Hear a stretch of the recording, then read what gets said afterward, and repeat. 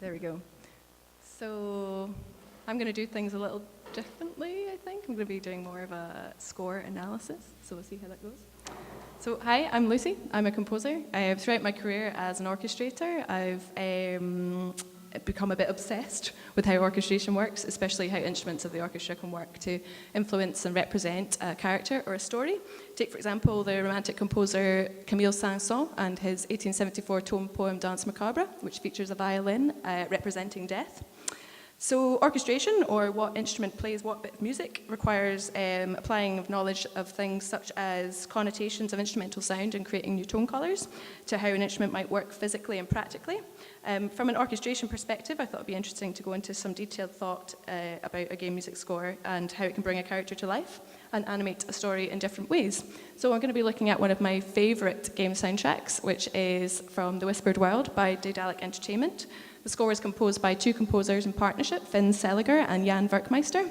And when I was playing the game initially, I was really struck with how intimately scored and recorded each of the instruments on the ensemble were, and especially how closely mic'd they were.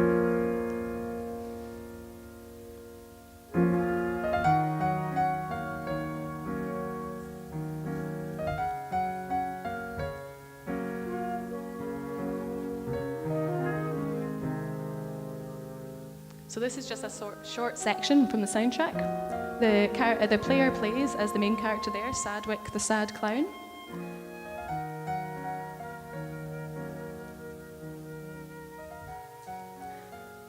And what you can hear there is the main featured instruments in the soundtrack, which are flute, bassoon, and piano. When I spoke with the composer Finn about the music and the unusual grouping of the instruments and how they came to choose those three sounds, I was also really interested in why the recording sounded so close. At times you can almost hear the musicians breathing in the soundtrack as well.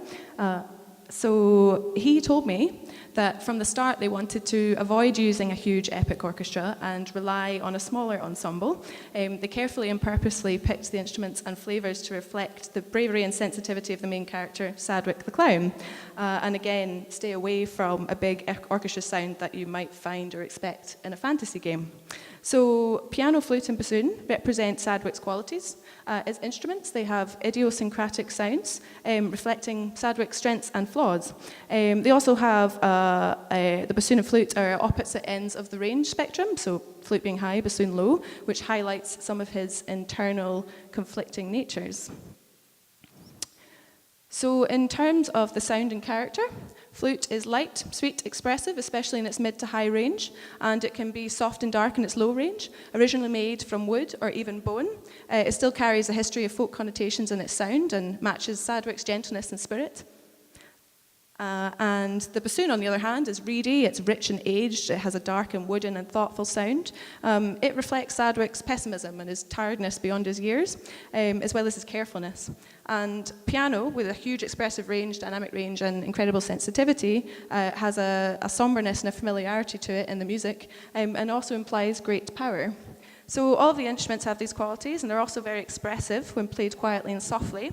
And so in our correspondence, Finn said to me, we wanted to have it as intimate as possible. Mainly we used piano, bassoon and flute with some additions of orchestra samples. The solo instruments were recorded in one large session at our studio in Hamburg, and all microphones were positioned pretty close to get all the realistic imperfections that we were looking for. So capturing the sensitivity of the instruments was incredibly important, especially at close range, to personify Sadwick down there. And the music also starts to seep into the world around him, reflecting not only the character, but the environment you see here too. So this is one of the levels you're in, and another one. The breathy and rustic and windy sounds of the two woodwind instruments seem to reflect the natural landscapes and the environment. The intimacy of the music and the close mics ties with the hand-drawn art style. The natural and wooden and golden tones even seem to reflect the autumn colour palette that you see throughout the game, whether it's in a fantasy natural environment or not. And so, of course, orchestration is there to support compositional content, but the instrumental choice plays a large part in establishing the mood and sound of the game and world, and in this case, the orchestration is directly linked to the character that the player is represented by, which is Sadwick and his little sidekick. And so talking of composition, many of the musical cues in the game are in flat modes as opposed to sharp or major modes. And specifically, the music revolves around A-flat mixolydian, marked in white. Throughout the game, it transitions through multiple minor modes, eventually landing in E-flat Dorian as the world and story darkens and Sadwick is confronting his true self. E-flat Dorian also appears here and there earlier, foreshadowing what's happening. And so I didn't actually ask Finn, the composer, this question, but I wondered if the mode choices were conscious with the instruments in mind, again, especially flute and bassoon. Flat keys do sometimes seem to lend themselves better to woodwind instruments, and there are a few theories on this. For example, I asked some woodwind playing friends, and the opinion was that bassoonists may prefer flat keys for the simple reason that they're more comfortable keys for the thumbs. They avoid difficult to sound notes like F sharp, and they allow a consistent and expressive tone control. And maybe here in the soundtrack, the flat modes serve the players in the recording, allowing them to feel more comfortable in the music. And the flautist opinion was that they preferred sharp keys for comfortability reasons. However, flute-playing friends of mine commented that while sharp keys lift a flute sound, flat keys actually can ground the sound of a flute and give it weight. And so I wondered if the soundtrack flat modes may be bringing out this flute quality, which is also enhancing the sense of Sadwick's defeatist attitude, which crops up throughout the game.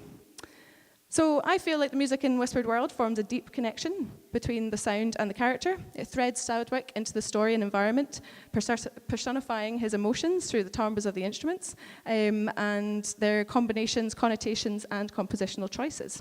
Perhaps by association, you as the player feel more connected and immersed as the sound connects you to the character.